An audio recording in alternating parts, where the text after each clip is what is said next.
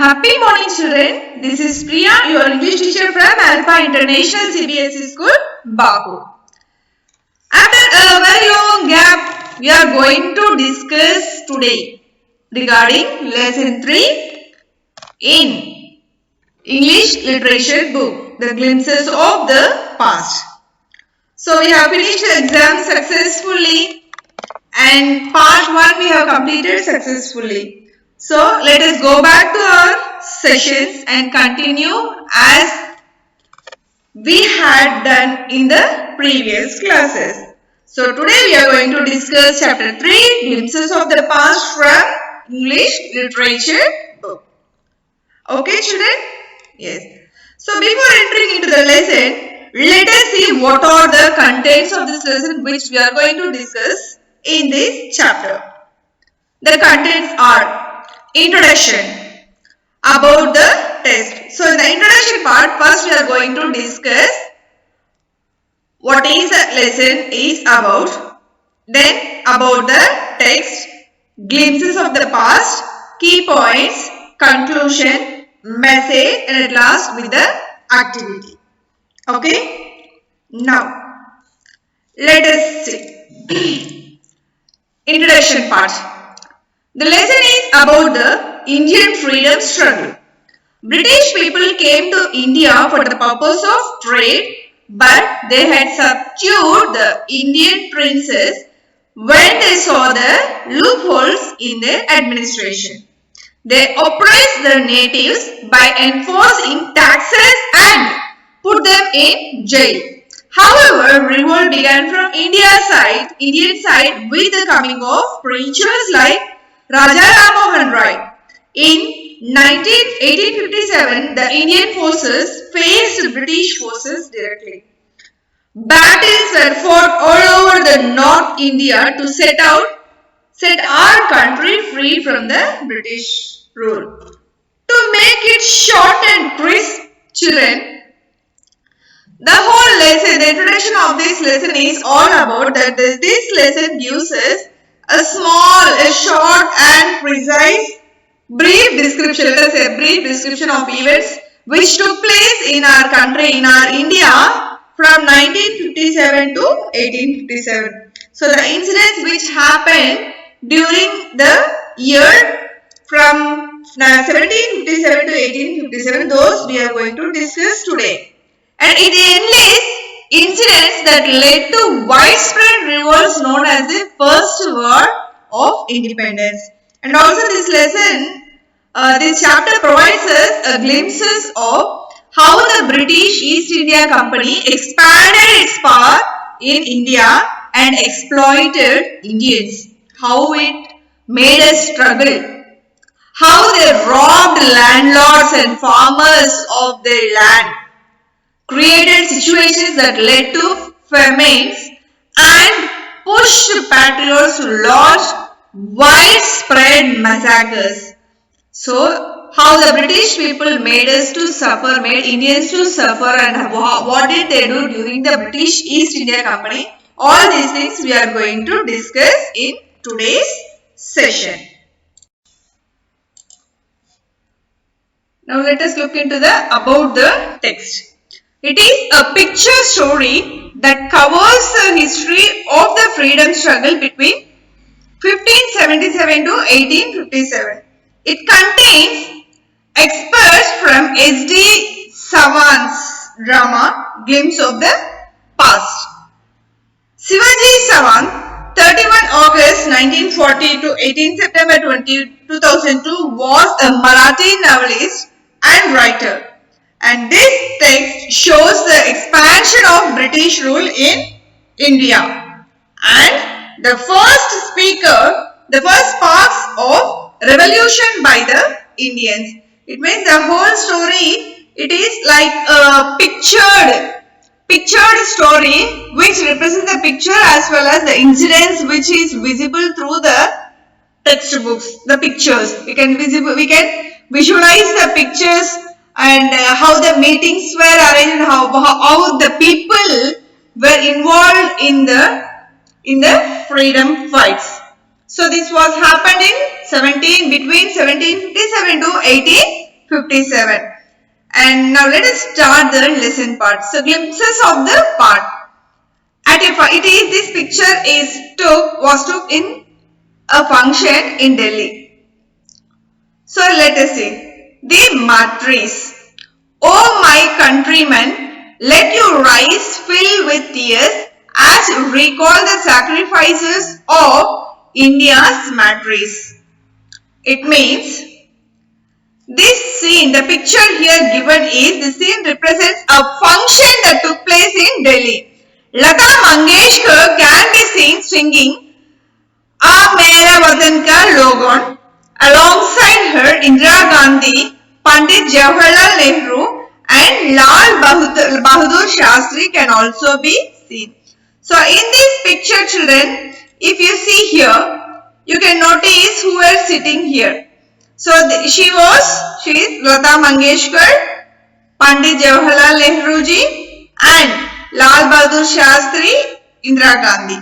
So we can see all of them in this picture.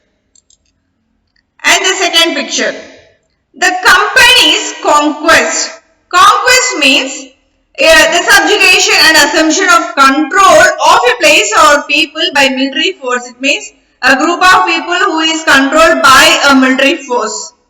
Okay, and this was happened between 1757 to 1849. With its superior weapons, the British East India Company was extending its power in 18th century India. Indian princes were short-sighted. That upstart Rajaba called the English merchants. They will help me to defeat him. The people had no peace due to such constant fights. So the meaning of this conversation in this picture is like, in the year 1757, the year which started, right? The year 1757, like it bears the mark of being an important year in Indian history. This year 1757 was an important year in our Indian history. The company rule, also known as the Company Raj, refers to the rule of British East India Company over parts of the Indian subcontinent. The East India Company was a private company. Children, here the East India Company is the British company and it is also a private company owned by stockholders. Stockholders and reporting to the administration in London. Stockholders means the mediators will be taking care of these businesses and they will be reporting to the management of London. The company came to India and set up a few factories in different sorts of places for their income. However, the company's beginnings on coastal India offered no clues like it would become a lengthy presence on the Indian subcontinent. So they were trying to cover all over the India by establishing maximum number of industries in different places of India. Slowly and gradually they began expanding and extending their dominance in India. And one of the reasons they were able to do so is that they possessed superior weapons. Secondly, they took advantage of disturbing circumstances among the Indian rulers. They were creating the problems between the rulers. The Indian princes were not at peace. The princess who was sitting here is not in a peace of mind. So, what they took is, they took help from the England merchants to be able to defeat their rivals. Rivals means challengers. And this helped the British East India Company in successfully taking over control from the Indian rule. So to escape from them, they went for the help of Britishers, and that help itself made Britishers to indulge and take control over our Indian rulers. And the British adopted the divide and rule policy. So between these Indian rulers, there was one ruler of Mysore. There are so many Indian rulers in every state, right?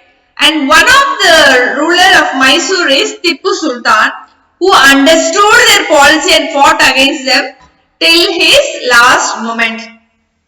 They used to do many cunning things to divide the kings and rulers in order to take control of our India. So in between those kings, one ruler was there called Tipu Sultan from Mysore, and he noticed the strategy of the British people, and later he never accepted their conditions and started fighting back against the Britishers till his last moment. The Indians, however, had varied opinions and reactions. The first set of people were very happy with the Britishers, but also grateful, means thankful, because they thought peace could finally prevail. They thought it will put an end. They thought the Britishers will keep an end for all this, because there were also so many wars between the Indian rulers also to capture the other kingdom. So when the Britishers came to take over all over India, the people thought that it will become peace for them, and they used to support them and they used to feel thankful to the Britishers. On the other hand, the people saw that what was actually happening. They knew that even if some of the princes were cruel, they were at least of their land. They had realized that they were now slaves of the Englishmen. Even though their rulers were torturing them, they are just fighting only to save their lands, right? And at last, after all these things, when they started noticing, they found that they were becoming the slaves for English rulers. So this is what the picture represents here. Look, here you can see the picture. The rivalries held the East India Company and it could easily subdue Indian princes one by one. The fast-healing ruler, like the brave Tipu of Mysore, fought the British till he died fighting. This is Tipu Sultan. And thank God there is peace in the country now. No more wars and no looting by thugs. And it is God who sent the British. Our destiny is linked with them. How did Indians react to this conquest?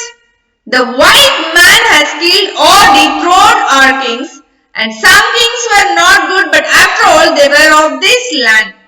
Now we have become slaves of foreigners. So the last picture shows that they realize that we have become slaves for the foreign rulers. Now let us talk about the British rule. Let me read this. Later I will explain you. British rule. 1765 to 1836, the British ruled country during the year 1765 to 1836. So religious leaders preached ideas like untouchability and child marriage.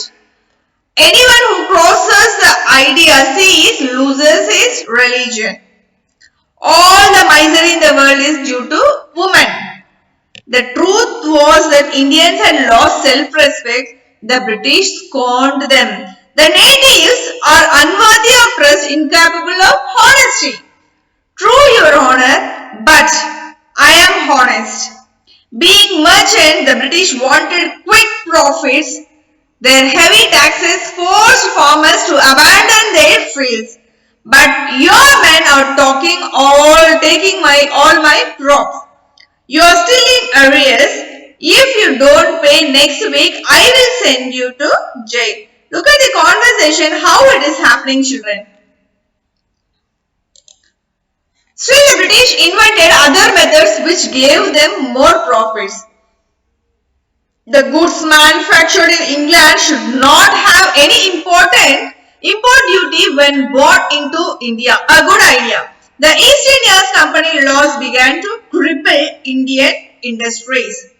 Inevitability famines followed between 1822 and 1836. 15 lakh Indians died of starvation.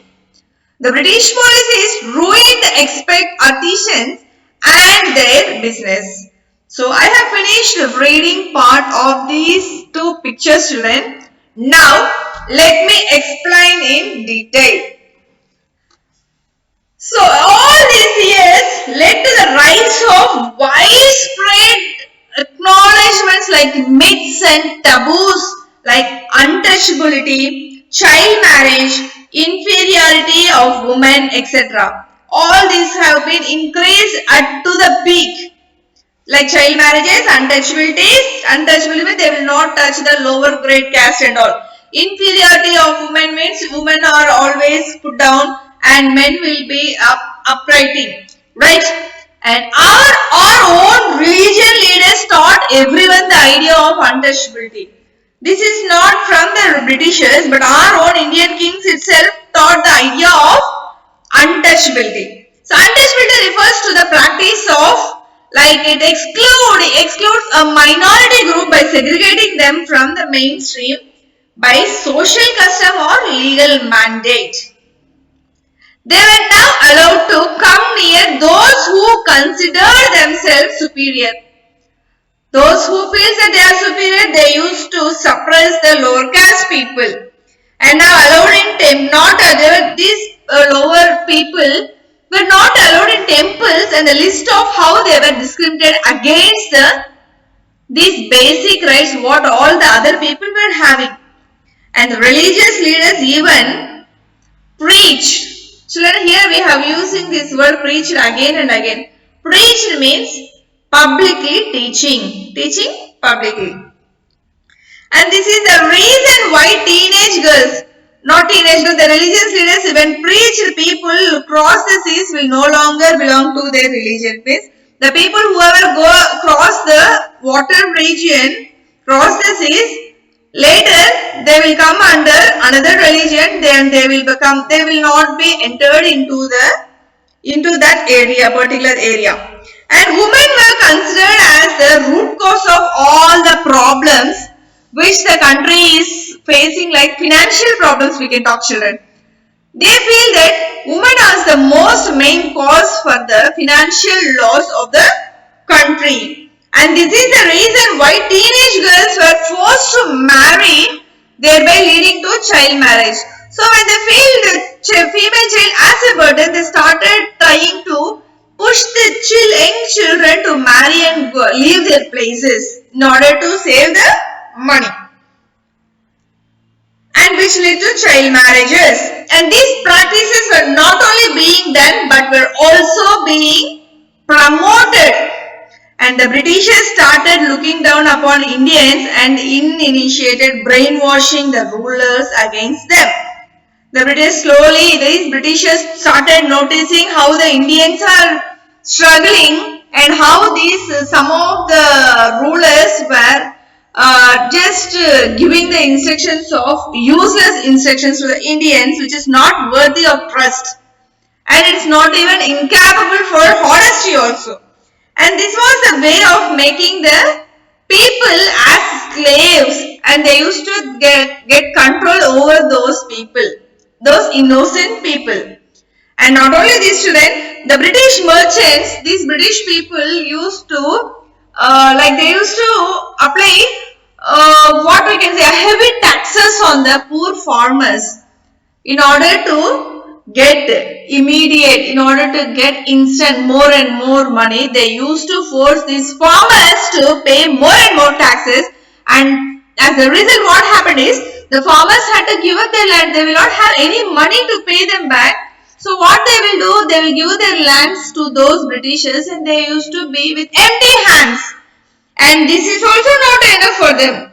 They used to frighten the farmers that if they won't pay their money, or they have to pay the money or they have to give the land. If they will not do anything, if they don't do anything, they will be sent to jail. Like that they used to frighten these poor and innocent farmers. And the England these England products were sold at high prices, where the Indian products were taken away at much less price. So they used to give demand. They used to order that England products should be sold in a high price and Indian products should be sold in a low prices, which also gave a very big loss to these farmers. And also another thing they did is British East India Company destroyed the Indian industries, small businesses and all individual artisans, and they destroyed everything, spoiled everything to establish their own government and their own products through industrial development. And as this result, in famines or extremely scarcity of food. Because of this, they are not able to pay the taxes, they don't have the land and they can't even buy the products which was sold in a high cost, and as a result they started starving, struggling for food. Approximately 15 lakh Indians starved and they died. Approximately how many children? How many Indians? 15 lakh Indians were dead between 1822 to 1836 only because of lack of food. Understood, children? This is how our Indians were struggling. Now let us discuss the fourth part, Ram Mohan Roy, 1772 to 1833. So let me read the conversation given in these pictures and later explain you in detail as we have done for the first three parts. Okay, children? Yes. Ram Mohan Roy, a learned man from Bengal, understood what was wrong with the country. Let us not despise ourselves. Our ancient culture is great and we are capable of great achievements. We must first reform our society. Superstitions have been ruining us. He told his wife Uma. In the second picture you can see that the conversation between Ram Mohan Roy and his wife Uma. Cows are of different colors, but the color of their milk is the same. Different teachers have different opinion, but the essence of every religion is the same. The next picture conversation is, he was attracted by science and modern knowledge. Knowledge should be practical and scientific. He told that knowledge should be practical and scientific. He started newspapers, but the suspicious British stopped them in 1823. He crossed the seas and went to England to see what made the British powerful.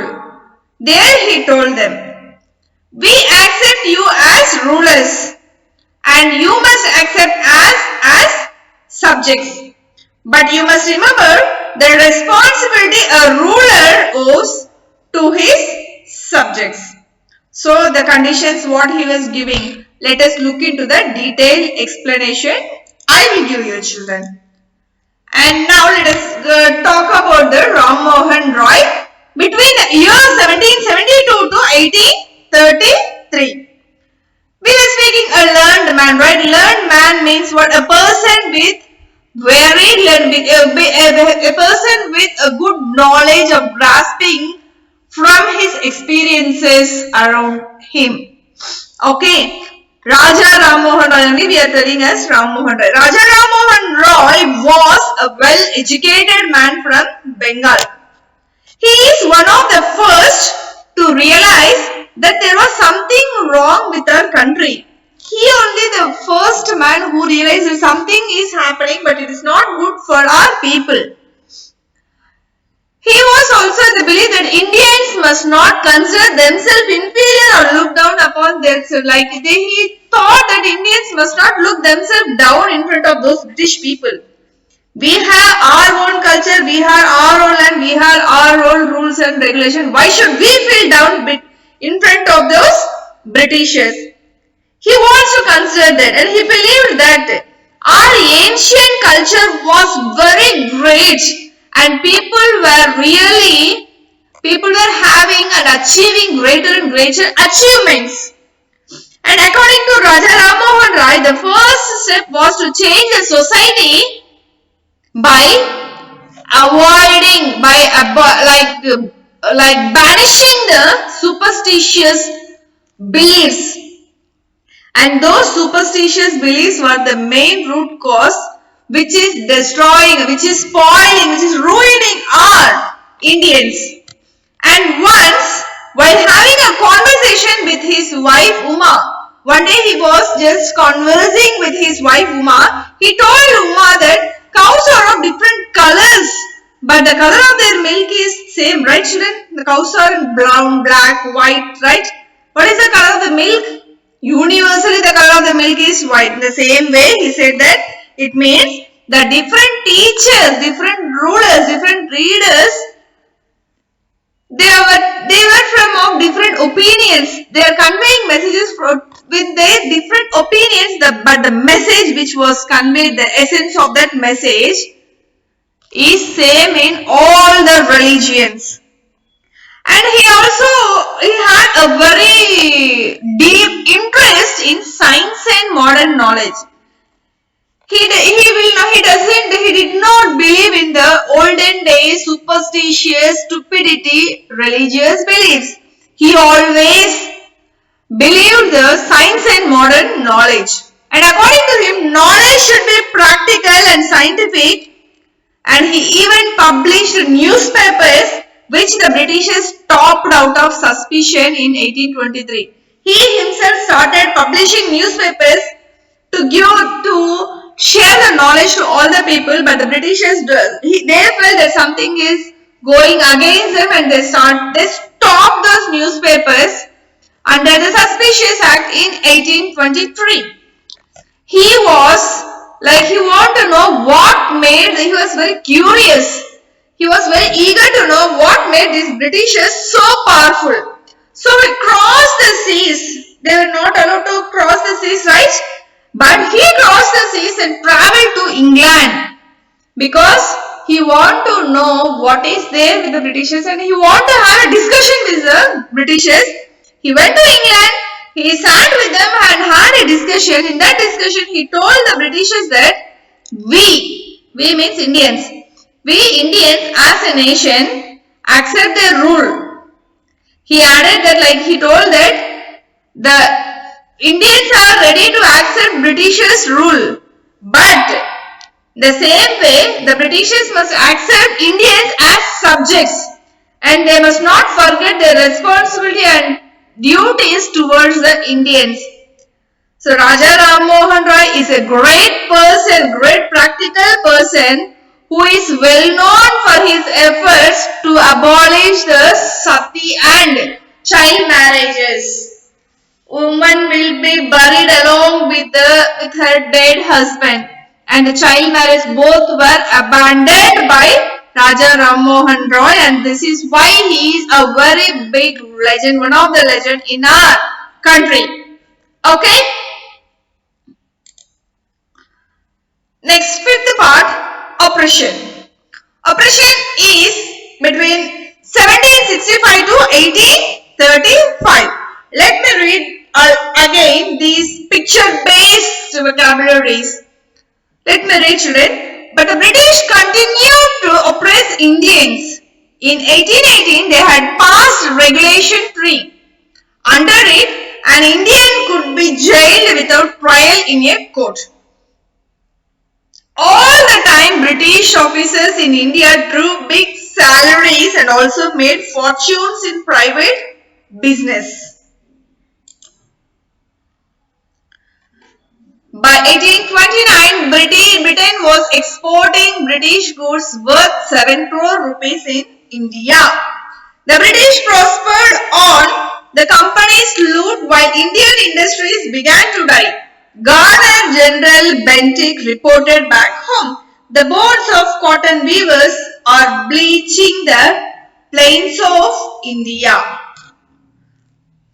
The expression, children, explanation. Oppression is a prolonged, cruel and unjust treatment or exercise of authority. To show their authority, they used to practice these cruel things over the people.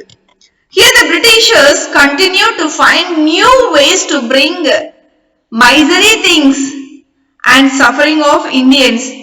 For instance, they passed unfair regulations that kept them at an advantage, like the Regulation 3 in 1888, under which an Indian could be jailed without a proper trial in court. As they continued to suppress Indians, they created all sorts of favorable circumstances to uplift their officers. They used to suppress Indians more and more only to show their power, show their power and appraise their authority levels. And these British officers used, they they brought out so many, like a huge amount of salaries and could which what to say, to improvise their private businesses and industrial profits, they used to raise huge amounts in their products. And the Britishers were exporting goods in huge quantities, and because they are suppressing our Indian products, there is no way for the Indians to go for another product. So they have to go for only the British products which is sold for more money. And by 1829, they were importing goods worth 7 crore rupees to India. As a result, what happened? The Britishers became richer and the Indians became poorer, but everything was established and practiced, organized in our Indian land only. So Governor General Bentinck had conveyed to Britain that the boats of cotton weavers are bleaching the plains of India. It means the cotton weavers, the weavers are there, right? The people who are weaving cotton, the cotton weavers in India. Okay, they were forced to starve because of cotton mills set up by the Britishers. So all the cotton mills were taken control over. These Britishers taken control all over all the cotton mills, and the owners and weavers of those cotton mills were left to starve. And they produced much cheaper cloth with the help of machines that led the traditional Indian handicrafts of extension. So they established their industries for cotton. Our India is very well famous for cotton. They established industries, they produced cotton and they gave for the cheap, very cheap amount, which resulted in the loss of traditional Indian handicraft, because these Britishers used to weave cotton with the help of machines. So they can balance the what? They can balance or minimize and equalize the profits, right? But here people who were believing in their only strength, who were believing in their hard work, who were also following the traditional Indian handicrafts, they started exchanging. So this is what happened when Britishers took control over those cotton mills, and that is why that Governor General Bentinck is the right, that man, that fellow, he told that the boats of cotton weavers are bleaching the plains of India. This is the phrase which he used against our Indians. Understood, children? So these 5 parts are enough for your today's session, because once I give stuff for more and more for you, you may get confused. So 5 parts, let us finish with this. After this class, you just read these 5 parts again slowly along with the conversations and the phrases used by our Indian rulers and British rulers. Later, you can come to a conclusion that how and what will happen during those days of struggle. Okay. So, let us end this session with the following activity. Okay, children. Now, here comes the activity part. So, this is our book back exercise, children. Open your textbooks now. Chapter 3, Glimpses of the Past. Open your textbook. Open chapter 3. Come back to the book back exercise. Take your pencils. So while I am explaining these exercises, I will tell you the answers also. So that whenever I am explaining and dictating the answers, you have to write along with me. We will not give you the typed format because you are grown up children and you should be capable of writing which I am dictating. Okay? So let me explain first. Working with language. In comics, what the characters speak is put in bubbles. This is direct narration. when we report what the character speaks, we use the method of indirect narration. Study these examples. It means in these pictures, children, in the textbook pictures, when they are speaking when their conversation, they have given a bubble like thing. In that only the words were written, right? So it means we are showing the direct conversation of the people there. Okay. Now listen. We are going to discuss, we are going to discuss the direct and indirect speeches here. First, the example is the first farmer. First farmer is asking, why are your men taking away the entire crop? Second farmer, your men have taken away everything. Officer, you are still in arrears. If you don't pay tax next week, I will send you to jail. So let us take these three examples, children. First farmer, second farmer. Now this conversation as an example. Now the answers are, look here. The first farmer asked the officer what he asked. Let us change this. Everything is in direct speech here, right? Now here the answers we have to do like. The first farmer asked the officer why his men were taking away the entire crop. Now the first farmer's conversation is changed into indirect speech here. Second farmer, your men have taken away everything. It means the second farmer said that their men had taken away everything. Have changed into had. Okay. And the officer replied that they were still in arrears and warned them that if they did not pay tax the following week, he would send them to jail. So this is how a direct speech is changed into an indirect speech. Let us see the exercise. The first Roman, change the following sentences into indirect speech. Look here children, first man. We must educate our brothers. Second man, and try to improve their material conditions. Third man, for what?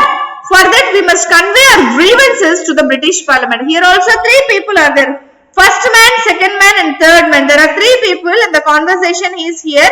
How they were conversing between those three. Now we have to change all these three sentences in the indirect speech into indirect speech by including this first man, second man, third man. Now here the questions were given, the answers we have to fill in the dash. Now I will explain to you children, you write along with the answers here. Be ready with the pencils now.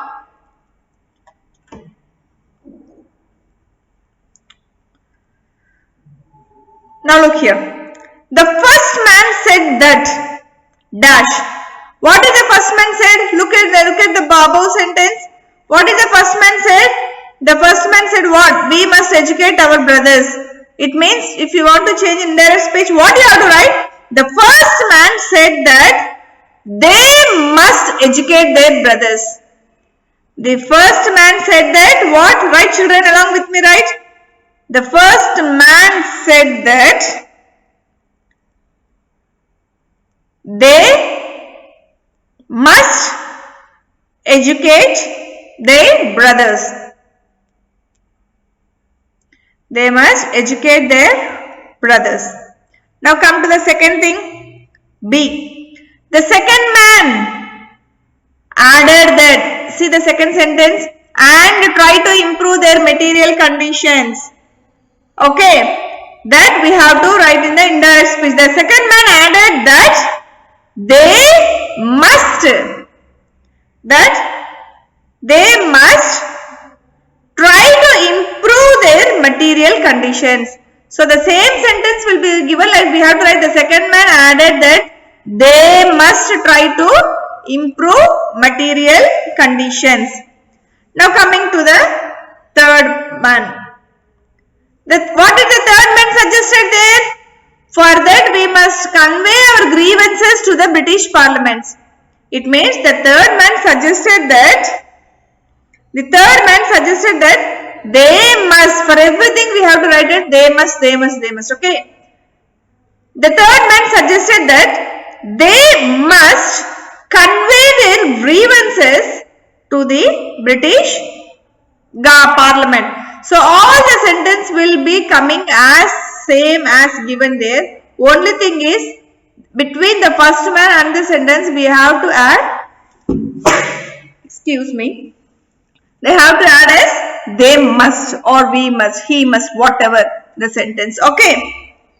Now you have to write the answers for this in the textbook and this will be your activity.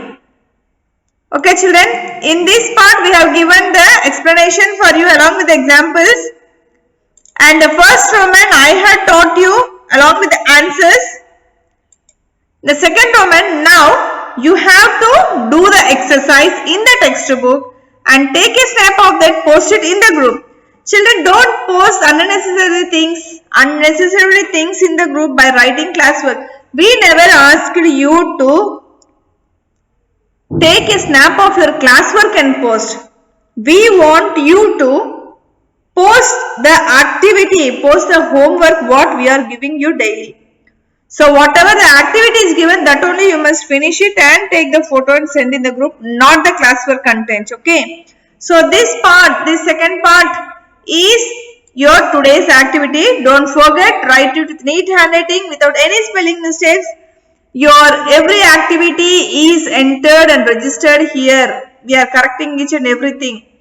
So don't do any mistakes, children. So with this, let us end this session and continue in the next session with the continuation part of this freedom fighter struggle and what is there in the glimpses of the past in the struggle of Indians and the war between Britishers and Indians. Okay children, and thank you very much. Thank you so much. This is Priya signing off from Alpha International CBSE School, Bahur. Thank you guys. Bye.